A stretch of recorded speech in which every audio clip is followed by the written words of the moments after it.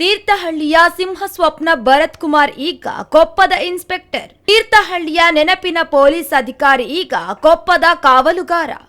ಕೊಪ್ಪದಲ್ಲಿ inspector ಆಗಿ ಹೊಸ ಜವಾಬ್ದಾರಿ.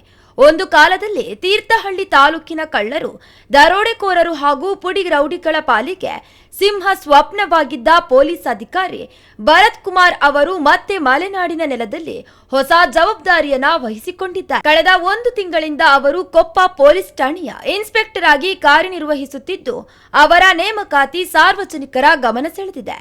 2014ರಿಂದ 2018ರವರೆಗೆ ತೀರ್ಥಹಳ್ಳಿಯ ಪೊಲೀಸ್ ಠಾಣೆಯಲ್ಲಿ ಪಿಎಸ್ಐ ಆಗಿ ಸೇವೆಯನ್ನ ಸಲ್ಲಿಸಿದ್ದ ಭರತ್ ಕುಮಾರ್ ಅಪರಾಧ ಚಟುವಟಿಕೆಗಳ ವಿರುದ್ಧ ಕಠಿಣ ಕ್ರಮಗಳನ್ನು ಕೈಗೊಂಡು ಕಾನೂನು ಸುವ್ಯವಸ್ಥೆಯನ್ನ ಕಾಪಾಡುವಲ್ಲಿ ವಿಶೇಷವಾಗಿ ಗುರುತಿಸಿಕೊಂಡಿದ್ದವರು.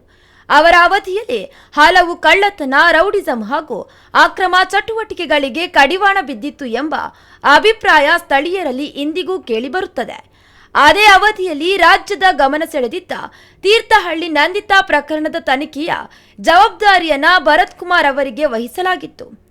ಬಳಿಕ ಅವರನ್ನ ವರ್ಗಾವಣೆಯ ಮೂಲಕ ಶಿವಮೊಗ್ಗಕ್ಕೆ ನಿಯೋಜಿಸಲಾಗಿತ್ತು. ಈಗ ಕೊಪ್ಪದಲ್ಲಿ ಇನ್ಸ್ಪೆಕ್ಟರ್ ಆಗಿ ಅಧಿಕಾರವನ್ನು ಸ್ವೀಕರಿಸಿರುವ ಭರತ್ ಕುಮಾರ್ ಅವರು ತಮ್ಮ ಕಟ್ಟುನಿಟ್ಟಿನ ಕಾರ್ಯವೈಖರಿ ಮತ್ತು ಕಾನೂನು ಪಾಲನೆಯ ಮೂಲಕ ಮತ್ತೊಮ್ಮೆ ಜನರ ವಿಶ್ವಾಸ ಗಳಿಸುವ ನಿರೀಕ್ಷೆಯನ್ನ ಮೂಡಿಸಿದ್ದಾರೆ.